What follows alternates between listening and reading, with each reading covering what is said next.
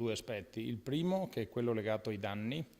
che le nostre aziende agricole subiscono dalla fauna selvatica, e quindi auspichiamo che nell'incaricare gli ambiti e i comprensori alpini di essere quindi attori per quanto riguarda la rifusione dei danni, si dotino quindi di strumentazioni ovviamente di tipo moderno per quanto riguarda la dotazione economica, finanziaria, e che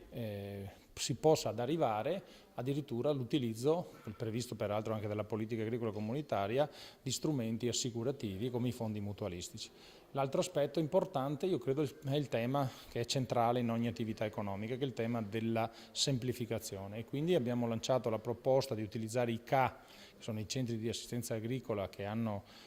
i professionisti piuttosto che le associazioni di categoria, come strumento di interfaccia e di semplificazione per quanto riguarda la quantificazione dei danni e la ricevibilità delle domande,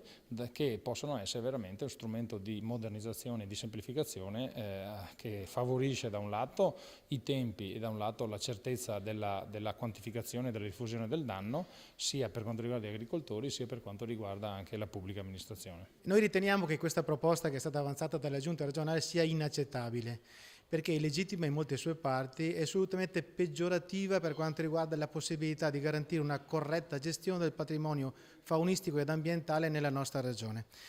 Troviamo all'interno di questa proposta, che è costata ai cacciatori del Veneto ben 183.000 euro, questa è la somma pagata dalla Giunta per avere una consulenza da parte di soggetti che, anziché predisporre strumenti moderni per garantire una corretta gestione del patrimonio faunistico ed ambientale, hanno presentato una proposta che è assolutamente inaccettabile. Noi l'abbiamo definita come addirittura non emendabile. Riteniamo che la Giunta regionale debba rivedere i propri propositi, presentare una nuova proposta, e sulla base di una nuova proposta noi esprimeremo delle valutazioni di merito. Se la Giunta regionale volesse proseguire nel suo intendimento di voler approvare questa proposta, che noi riteniamo indecente, il mondo venatorio del Veneto è pronto a mobilitarsi per far capire pubblicamente che non accetta l'imposizione di uno strumento che andrebbe a decimare i praticanti delle attività venatorie nel prossimo quinquennio.